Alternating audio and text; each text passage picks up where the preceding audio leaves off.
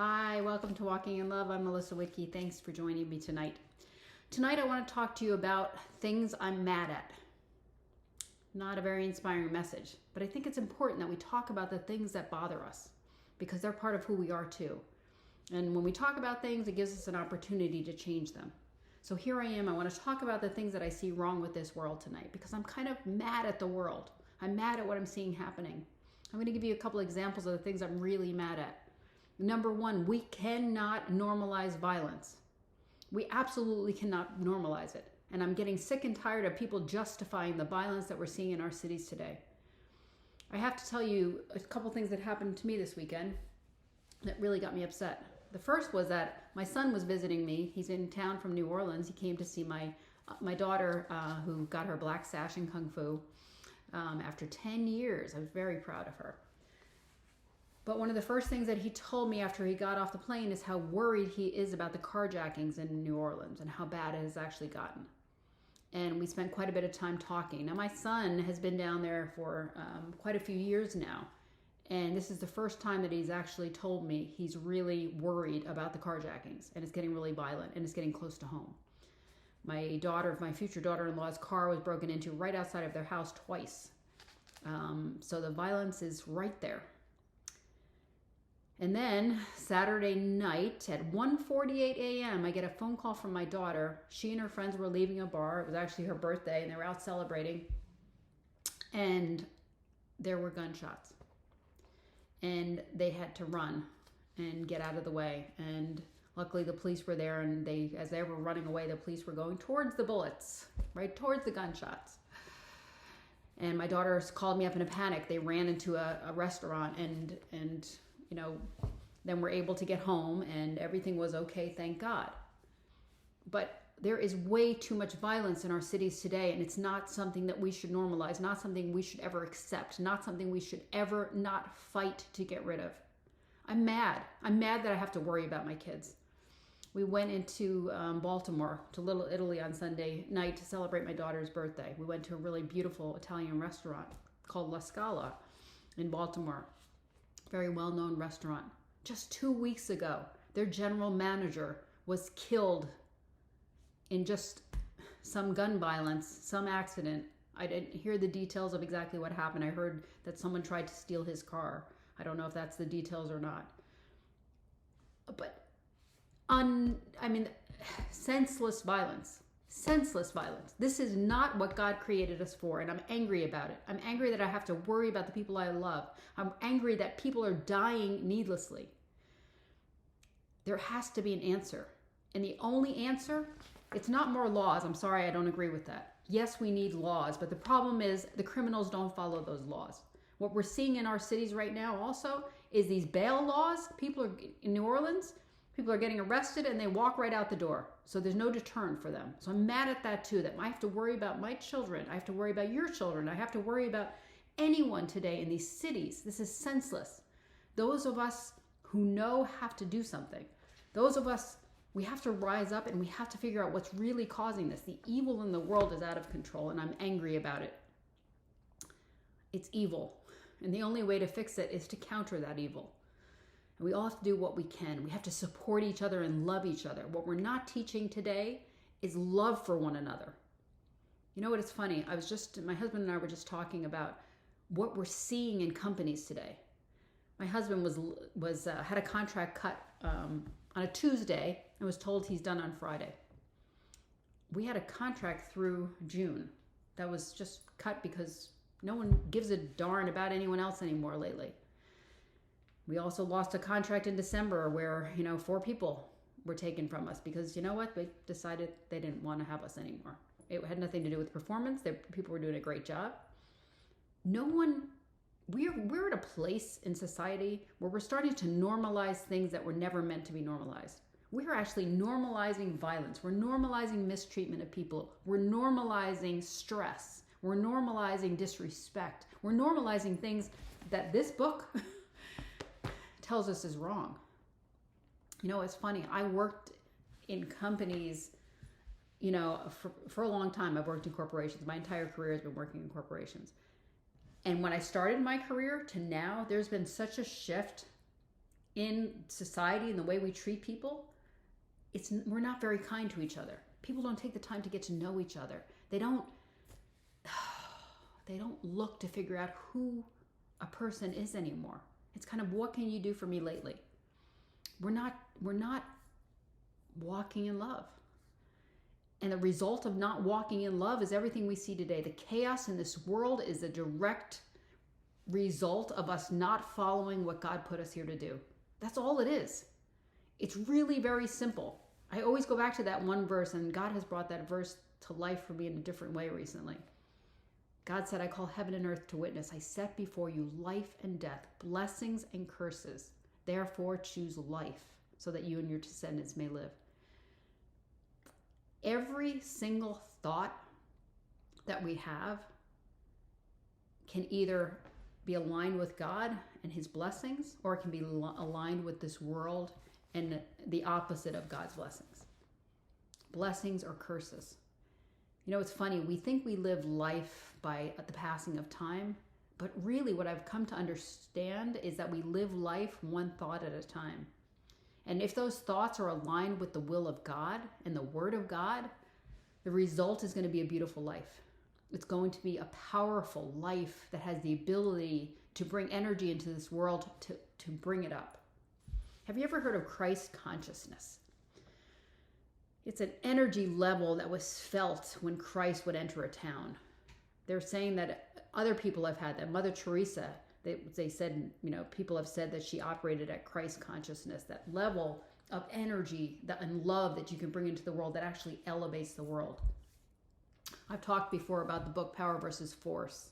And in Power versus Force, there's a scientific explanation for the energy that either lifts or pushes down us, really. It really elevates people or pushes people down. You know, they say embarrassment and those types of energies are the lowest radiating energies there are, where Christ consciousness is the actual highest.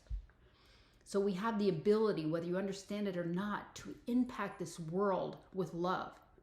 Everyone has said it, right? The Bible obviously says it. Martin Luther King Jr., who everyone always quotes, said it. Right? The only way to counter evil is with good, with love.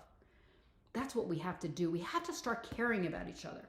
That's step one. I'm horrified in the way people treat each other. I'm horrified with the disrespect that's out there today. I'm horrified with what we normalize. I was talking to my doctor the other day, and you know, we were talking about stress. Now, stress is something that, I don't know about you, you can't go to a doctor or talk to, you know, much of anyone without talking about your stress levels. And she was talking to me about getting rid of stress, you know, eliminating stress. And, you know, we, looking for the root cause. She wasn't talking about eliminating. She said, look for the root cause of your stress. And so that was a visit a couple months ago. And so when I had a recent visit with her, I said to her, you know what I've realized? We have become a culture that's normalized stress. Think about what stress is. Stress is a physiological response to an external stimulus, right? It's something that's inherent in who we are to protect us, right? If a lion is rushing at me, I want to react, right? I want to have that adrenaline to burst of energy that I can fight or flight, right? Hopefully I'm going to run like heck and not try to fight a lion because I would lose that battle, right? But it's that fight or flight response, right? That's when we think of the stress response in the body. We were never supposed to have this stress response when we're in the office, or a stress response when we, you know, are working from home, or a stress response when we're dealing with just, you know, normal everyday problems. Somehow we've become a society that's normalized stress. Now that's not something what we were ever meant to normalize. So I started to think about all of these things that we've begun to normalize. And that's not what our life is meant to be. Our life is meant to be lived with joy and peace and tranquility, walking in love. There's two things that Jesus said we're here to do. Keep God first place and love one another. That's absolutely all there is. Yet, I don't know about you, I look around the world and I don't see a lot of either of those things. And what do we mean by keeping God first place? When I go back to that scripture verse of, you know, choosing life or death, blessings or curses, that's what God's talking about. Bring everything back to God, one thought at a time. Do you ever notice that negative thoughts, often when you're having a negative thought, oftentimes you end up having another negative thought, another negative thought. I call those linking thoughts, right? Be careful of linking thoughts.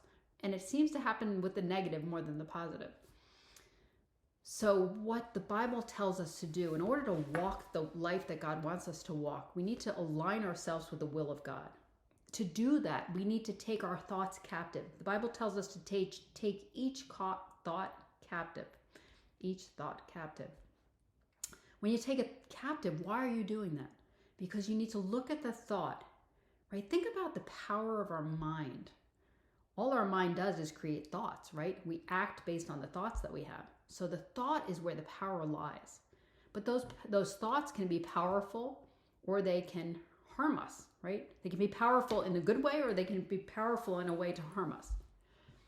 But if you take each thought captive and bring it back in alignment with the will of God, that's where the power comes from. The good power, the power that changes lives, the power that elevates the energy that we need in this dark world right now. It's funny, I started doing these videos back in, I don't know how many years ago, 2017 maybe, 2016, or started writing back then because of what God put on my heart. I was asking God what I could do to the craziness in this world, do to help this craziness in the world. And I'm still asking that question. And what he told me was, he answered in a question. If you read my book, you already know this. He gave me a question back. What if everyone did what I created them to do? If you understand what the Bible says about the plan that God has for our life and their plans for good, then you'll understand the correlation there. If every one of us did what we were meant to do, we wouldn't have the evil in the world that we have today.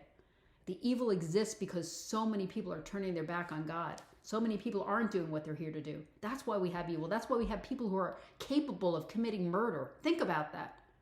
This is serious stuff. People are getting killed.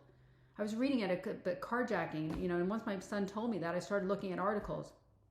My daughter is supposed to go down to Loyola University in New Orleans in August, and I'm panicked now. I was reading about a Loyola student who was at the gym and was carjacked, and then the person threw her, and she almost got hit by an oncoming bus on a street that I know well, right near the school. This is serious stuff. People are getting killed. What causes a human being to commit murder? What causes a heart to be capable of that? What causes someone to shut down and stop loving, stopping their ability to love and instead to harm? We have become a society that's callous. We've become a society that lacks the ability to connect with people. And I believe this is causing the increase in violence we're seeing today in the world. Think about what social media and phones have done. We've disconnected from each other. We've used technology to separate us from what was important. If I look back at, just 20 years ago when I, worked in companies, and I don't know, it was a kinder time. The pendulum has swung completely the opposite direction. It's funny, my husband and I often talk about, I started with the phone companies. I started at a time where people would say, oh, you work for the phone company, you could be there for life. But let me just tell you a little bit about what it was like to work for a corporation like that. My husband worked for Bell Labs, so it was the same kind of thing. His was a little bit more prestigious. But these companies invested in their people. You could go to school. They also invested in you. You had unlimited sick time. And, the funny thing is you didn't abuse it. You had it. I don't ever really remember being sick at all. You had good vacation time. You were compensated well. You were treated with respect. People took the time to understand what your career goals were, and they helped you set a path to get there. We had mentors. I was a mentor to my teams. We helped people grow. We helped them find their way. We did team building exercises. We had things we did together. We had Christmas parties and events, big events that, you would bring your spouses to so that people could get to know each other. It was a wonderful environment. And then what happened? Then companies started looking at the quarterly earnings report, and that's all that mattered was how much money you had every quarter so that your stock could look good. It's really what happened. So they started nickel and diming, right? They started, take away unlimited sick time. No, we can't have that.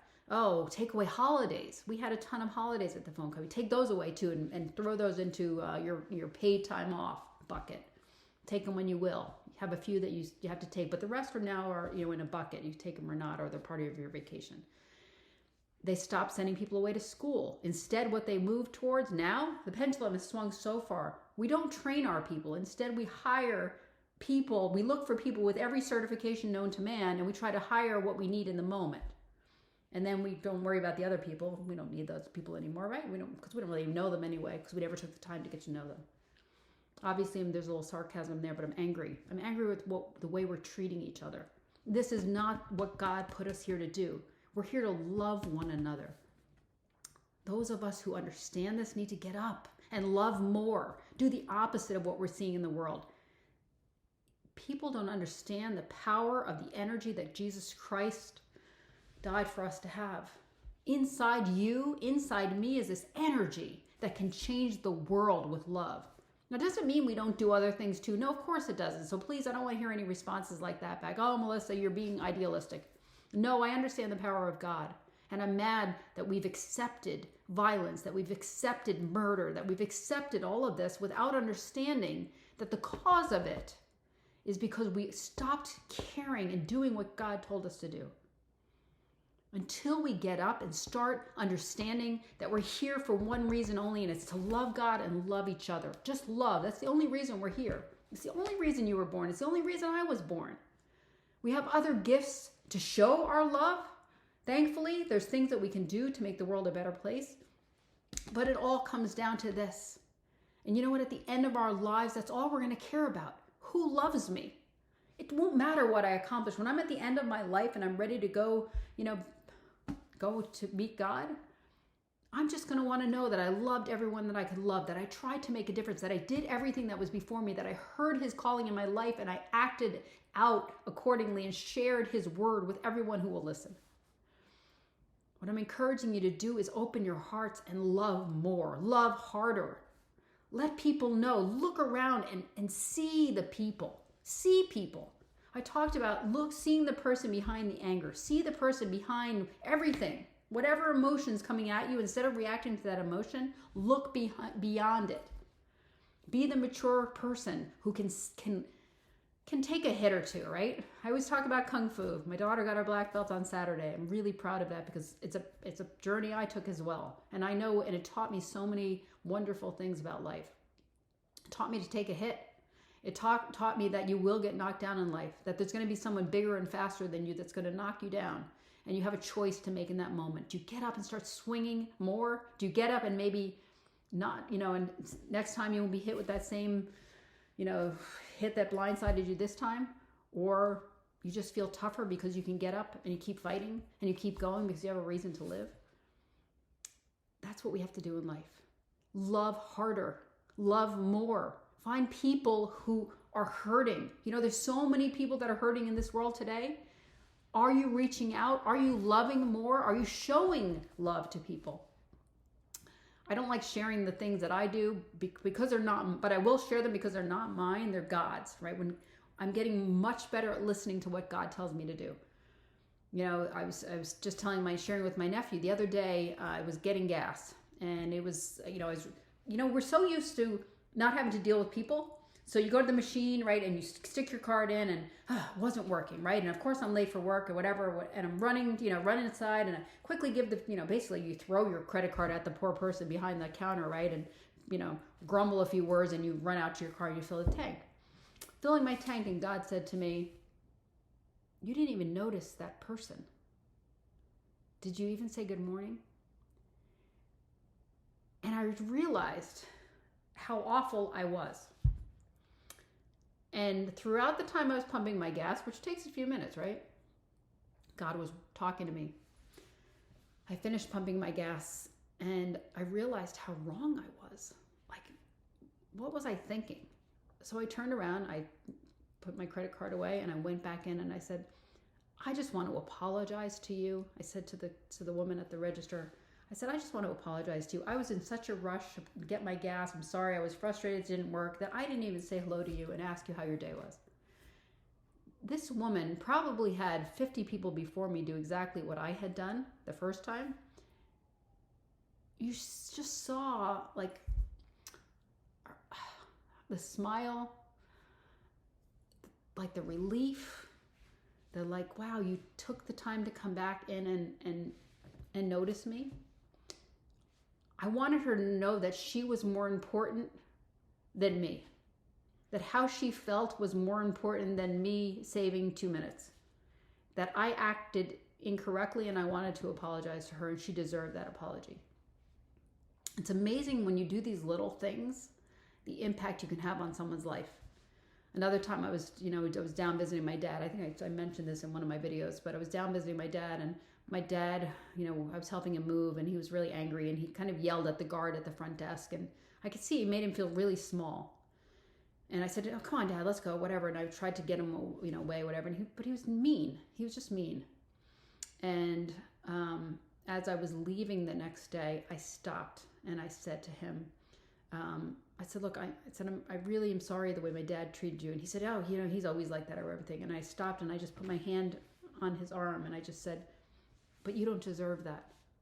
I said, thank you for the way you handled that, and just the smile that you could see in someone's eyes, right? You can always tell by someone's eyes that you've touched them. The way he looked at me, and then the smile, just because I had stopped and I had acknowledged that he didn't deserve to be treated the way my dad had treated him. If you let God work through you and you hear him, if you start listening, like I said, I've had to learn to listen. I'm getting better. You can touch the world in amazing ways. I'm listening more. I'm seeing more. Again, I'll share one more thing that, and again, it's not about me. This was God working through me. I'm just learning to be obedient. I've talked about the time where there was garbage on the floor, where God started talking to me. I'll never forget this. I was at Target parking lot, walking from my car into Target, and someone had left like a big, from a big like car, like a toy car, like a big truck or something. It was a big plastic packaging, and it was all torn apart and just left there. And I was walking into the car, into Target. God said, pick that up. And I walked. I'm like, what? That's not mine. Whatever. And I go into Target and I get my groceries or whatever I was buying that day. And I come back out and I'm walk past, and it was like right at the beginning, like someone had parked really close up. Again, God said, pick that up. My car was like way down on the other end. Again, I walked past. I go all the way to my car, put all my stuff in the car, put my cart away, and God said, pick that up. I said, okay, God. And I walked down, all the way back to almost near the entrance of Target, picked up the box and all the things that were with it, went over to the garbage, put it away, and walked back to my car. That's how God started working with me. He started talking to me about simple things that he wanted me to do. Why? Did he need me to pick that up? No, he was training me to be obedient to his word. If I would do the little things that he wanted me to do, then he can trust me with bigger things. Christmas time, I was in the grocery store, and there was this cashier, working really, really hard. And she's an older woman, and she always with a smile on her face. I've seen her many times before. And I was in the grocery store line, and all of a sudden, she's ringing up my groceries. And, I always talk to people. I looked over, and I see the gift cards.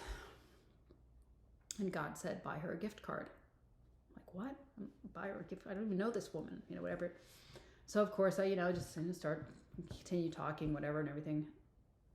Eyes back on the gift card. God says, buy her a gift card. And I'm like, that's going to be awkward, God. Like, I'm going to buy her a gift card. I'm going to have to give her a gift card. So she's ringing up the end of my stuff. I grabbed the gift card. I said, here, would you put $25 on this gift card? Amazon gift card for me, please. And, she fills it out, and get all my stuff. I pay for everything. And then she hands me the gift card with the gift card receipt. And I take it, I look at it, and I say, here, this is for you. Merry Christmas. God bless you. And she stopped. I don't know if anyone has ever done that for her before. And she said, she looked down and she said, this is my favorite store. She didn't look at me. She said, this is my favorite store. And I said, well, you get yourself something nice and have a great day. Thank you very much. And I kind of walked out. I wish I had said more. I wish I had said, God told me to do this. I did say, God bless you. But I wish I had said, you know what? This isn't me. This is God. This is me being obedient to God. And when you do that obedience in the little things like I'm talking about, then he gives you the big things. Melissa, use your words to touch the world. That was the big whopper he gave me many years ago, and I'm still trying to do that. But again, what is God telling us to do? God is telling us to love each other. Love is the most powerful force in the universe. If you don't understand that, if you don't believe that's true, then you need to pick up this book and read it. It has the power to change the world, to lift us up, to bring us up to a higher level of consciousness, to stop murder, stop people from the violence that's being normalized in our society, stop people from ignoring each other, stop people from disrespecting each other and trivializing people's accomplishments and things they bring into the world. You don't know someone else's, anything about anyone else. We really don't know anyone else. Even my husband, probably the person closest to me are my husband and my kids. And there's things about me that they probably still don't know because we're not totally exposed to anyone but God. So we should never judge another human being, and you can judge actions. I know. People always tell me that. I say, don't judge. And they say, yeah, but we can judge sin. Yes, you can judge sin. But look beyond it to the person there who may be hurting. Maybe someone's depressed. Maybe they just need a smile, a gift card. Maybe they need you to pick up something that they dropped, or they're too, whatever it is that you can do, encourage people, be there, give love, do what you can. Help me change this world. Help me get to the point where we no longer normalize these things. The pendulum has swung way too far. Put down your devices. Go out and just smile at people, love them, encourage them, bless them. Whatever it is that you have to give away, give it away. This is what God gave me, communication skills. Sometimes I don't think I do that very well either, but here I am trying. What are you going to do? Can you help me stop the violence in this world before it affects one more person? I'm telling you, if we bring more love into this world, it will help. God's power is beyond any power of man. Remember, we're here for a really short time. So any of us who think that we're so great, we won't be here long. What matters is that we do God's will on this planet, that we use everything that we have to make the world a better place. Will you help me? Will you be there with me? Will you please help me stop the violence? I pray that you will. I pray that this message touches your heart, and together we can make this world a better place as God has asked us to do, simply by loving each other. Have a blessed day, and I'll look forward to next time.